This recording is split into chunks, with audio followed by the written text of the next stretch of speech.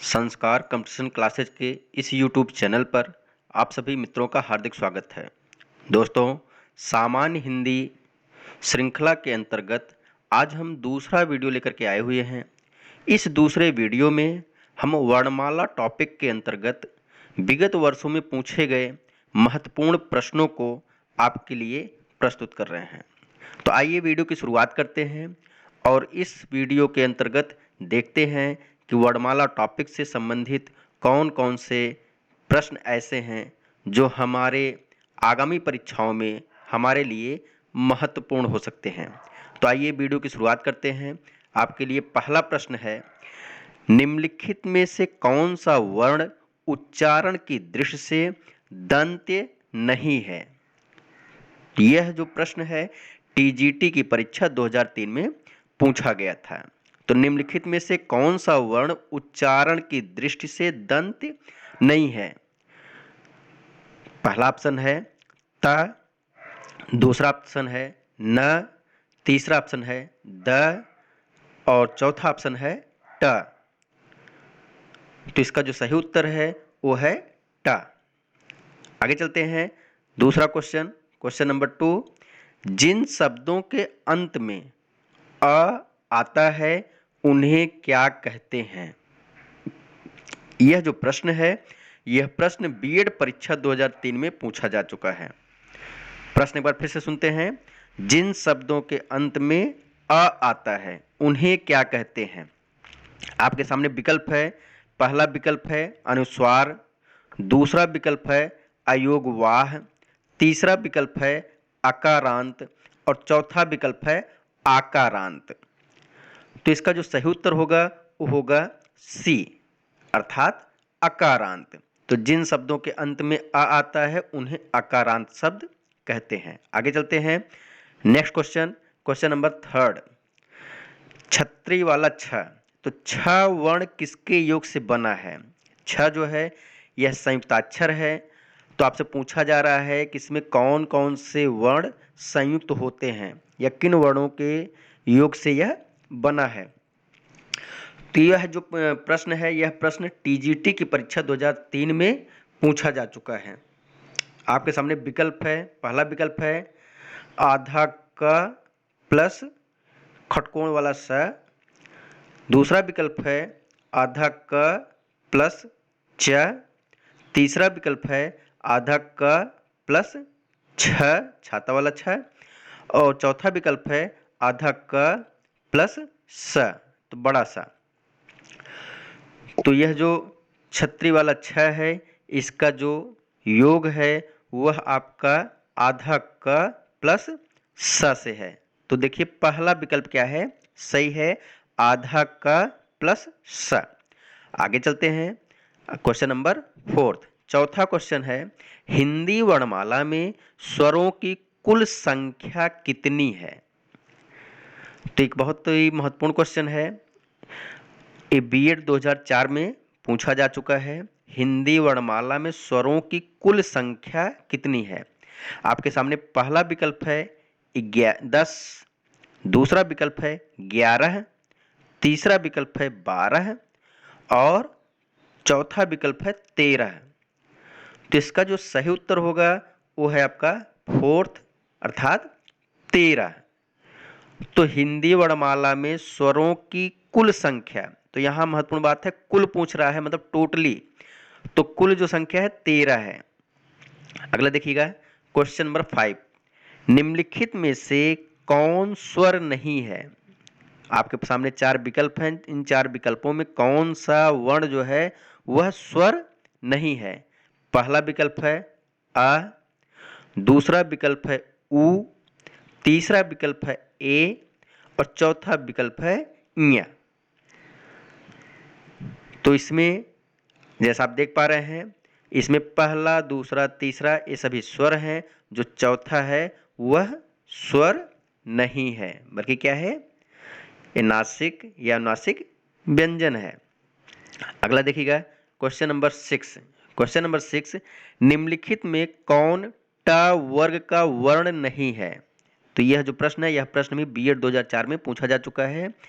निम्नलिखित में कौन ट वर्ग का वर्ण नहीं है। पहला ऑप्शन है ठ, दूसरा ऑप्शन है ढ, तीसरा ऑप्शन है ड़ और चौथा ऑप्शन है घ। तो देखिए ट, ठ, ड, ढ, ड़ जो होते हैं वो ट वर्ग के अंतर्गत ही आते हैं। इसमें जो चौथा विकल्प है घ, यह क, ख, ग, घ के अंतर्गत आता है। अगला तो आपका सही उत्तर क्या हो गया? चौथा विकल्प जो हो गया सही हो गया। आगे चलते हैं क्वेश्चन नंबर 7। हिंदी वर्णमाला में व्यंजनों की संख्या कितनी है? हिंदी वर्णमाला में व्यंजनों की संख्या कितनी है? पहला विकल्प है 32, दूसरा विकल्प है 34, तीसरा विकल्प है 33 और चौथा विकल्प है 36।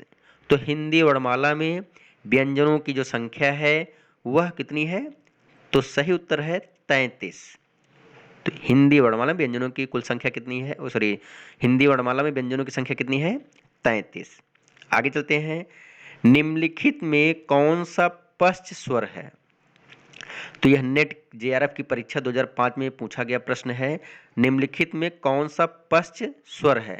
बड़ा आ, छोटी ई, ज, ढ।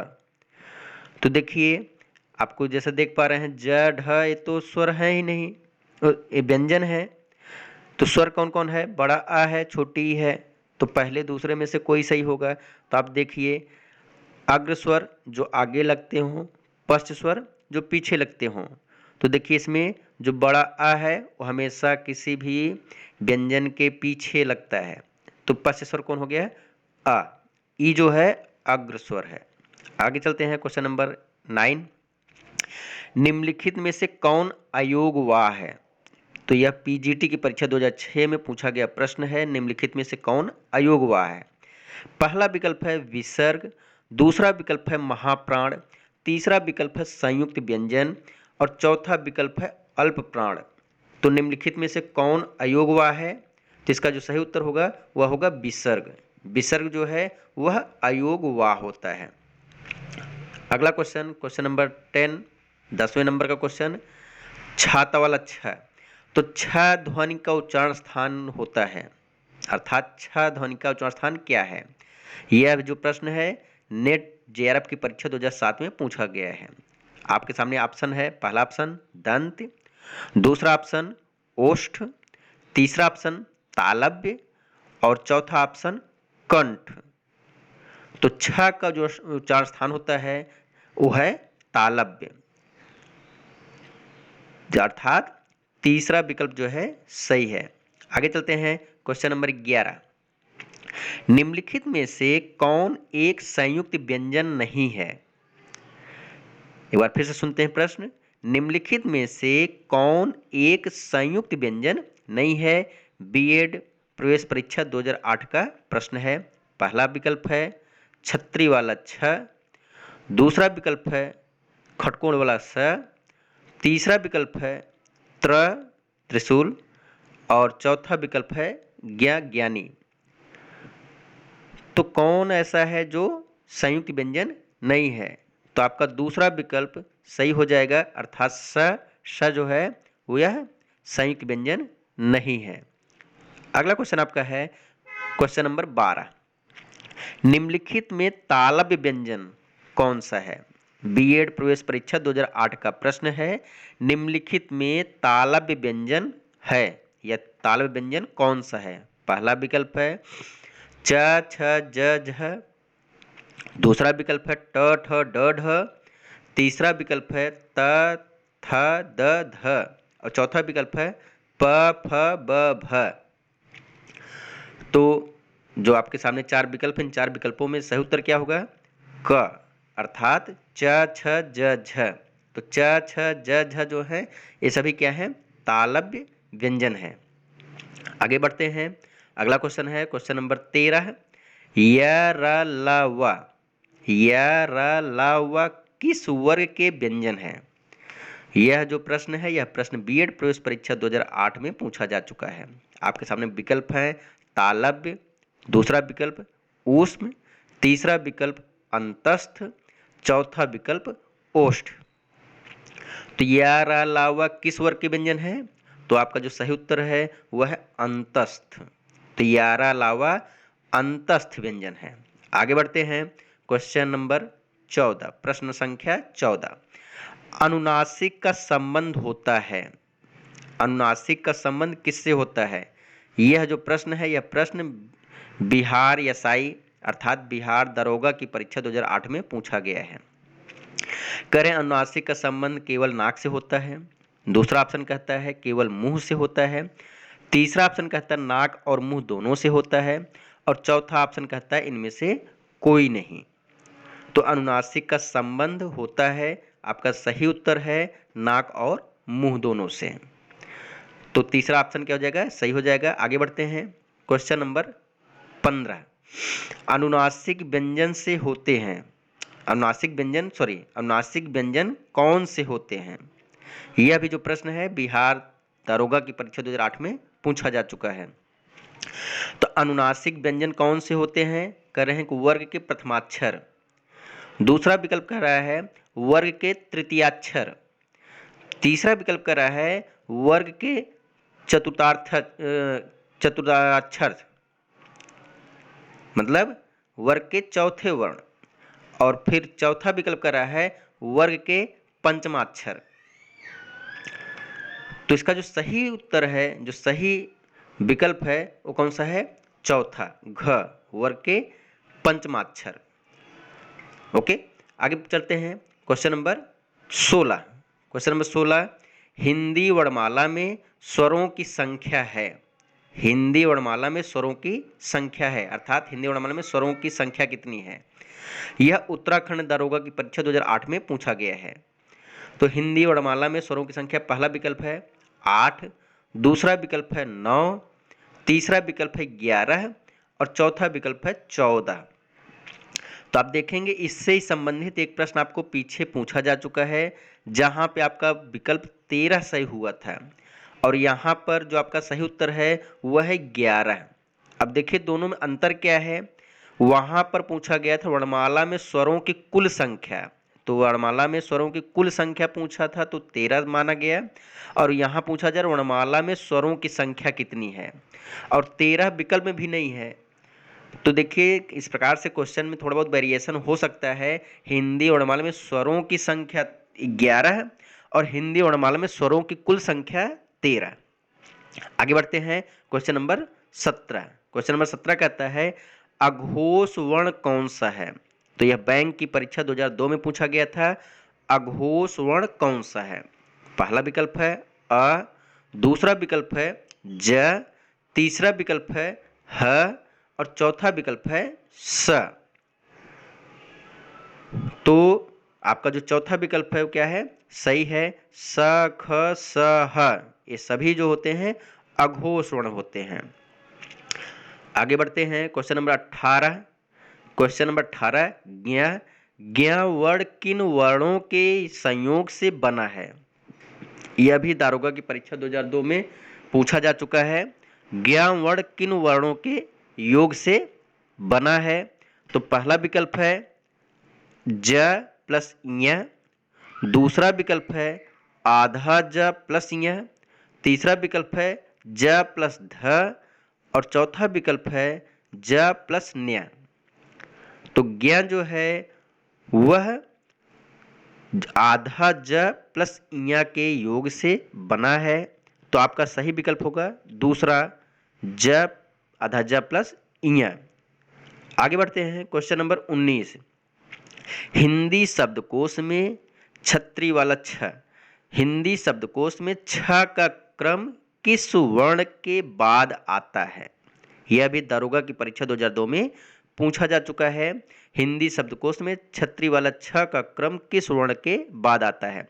तो पहला ऑप्शन है क के बाद, दूसरा ऑप्शन है छ के बाद, तीसरा ऑप्शन है त्र के बाद और चौथा ऑप्शन है ज्ञ के बाद। तो इसका जो सही उत्तर है वो है पहला, अर्थात क के बाद। तो हिंदी शब्दकोश में छत्री वाले छ का क्रम जो होता है किसके बाद आता है? क के बाद आता है। अगला क्वेश्चन, क्वेश्चन नंबर 20, 20वें नंबर का क्वेश्चन है हिंदी में मूलतः वर्णों की संख्या कितनी है? हिंदी में मूलतः वर्णों की संख्या कितनी है? पहला विकल्प है 50 वर्ण, दूसरा विकल्प है 51 वर्ण, तीसरा विकल्प है 52 वर्ण, चौथा विकल्प है 53 वर्ण। तो हिंदी में मूलतः वर्णों की जो संख्या है वो कितनी है? वो है 52, अर्थात जो तीसरा विकल्प है क्या है? सही है। आगे बढ़ते हैं क्वेश्चन नंबर 21। श ख स ह शाखा शाह में कौन से व्यंजन कहलाते हैं, या शाखा शाह कौन से व्यंजन कहलाते हैं? तो यह जो प्रश्न है रेलवे की परीक्षा 1997 में पूछा गया था। तो पहला विकल्प है प्रकंपी, दूसरा विकल्प है स्पर्शी, तीसरा विकल्प है संघर्षी और चौथा विकल्प है स्पर्श संघर्षी। तो शाखा शाह यह जो व्यंजन है, यह व्यंजन क्या कहलाते हैं? संघर्षी व्यंजन कहलाते हैं। आगे बढ़ते हैं क्वेश्चन नंबर 22। तो क्वेश्चन नंबर 22वां है, हिंदी वर्णमाला में अयोग वाह वर्ण कौन से हैं? रेलवे की परीक्षा 1997 में यह प्रश्न पूछा गया है। तो हिंदी वर्णमाला में अयोग वाह वर्ण कौन से हैं? पहला विकल्प है अ आ, दूसरा विकल्प है इ ई, तीसरा विकल्प है उ ऊ और चौथा विकल्प है अंग अह। तो हिंदी वर्णमाला में अयोग वाह वर्ण जो होते हैं वो होते हैं अंग और अह, अर्थात चौथा विकल्प जो है वह क्या है? सही है। तो इस प्रकार से आपसे 22 प्रश्न पूछे गए हैं। इन 22 प्रश्नों के बाद आगे आपका रिजल्ट है, आइए देखते हैं। ठीक है, तो आज देखिए सबसे पहले आपका सवाल है, उसके बाद इसका रिजल्ट देखेंगे। कह रहे हैं बताइए कि निम्नलिखित में किस शब्द में द्वितीय व्यंजन है? तो यह आपके लिए आज का सवाल है। बताइए कि निम्नलिखित में किस शब्द में द्वितीय व्यंजन है? पहला विकल्प है पुनः, दूसरा विकल्प है इलाहाबाद, तीसरा विकल्प है दिल्ली और चौथा विकल्प है उत्साह। तो इसका जो सही उत्तर होगा वो हमें आप कमेंट्स बॉक्स में कमेंट करके बताएंगे, तो हम आपको उसका रिप्लाई करेंगे आपने सही बताया है कि गलत बताया है। अब एक बार आके देखते हैं आज हम लोगों ने जो 22 क्वेश्चन अटेम्प्ट किए हैं उस क्वेश्चन के अकॉर्डिंग आपका रिजल्ट क्या बनता है। देखिए आपका रिजल्ट है, यदि आपने पूरे प्रश्न ईमानदारी से हल किए हैं तो ये रहा आपका रिजल्ट। अगर आपने 20+ क्वेश्चन सॉल्व कर लिया है, सही किया है, तो आपका रिजल्ट एक्सीलेंट है, आप हिंदी में बहुत ही मेधावी छात्र हो। अगर आपने 80+ किया है, 18+ क्वेश्चन आपने सही किए हैं और मान लीजिए 20 तक है, तो आप वेरी गुड हैं। और तीसरा रिजल्ट है आपका, अगर आपने 15 के ऊपर किया है, 18 तक किया है, तो आप एक गुड स्टूडेंट हैं। और अगर आपने 10+ किया है और आप 15 के या 15 तक हैं, तो आप हिंदी में एक एवरेज स्टूडेंट हैं। तो इस प्रकार से आज का हमारा यह वीडियो यहीं पर समाप्त होता है। मिलते हैं फिर एक नए वीडियो में, तब तक के लिए आपको बहुत बहुत धन्यवाद। बाय।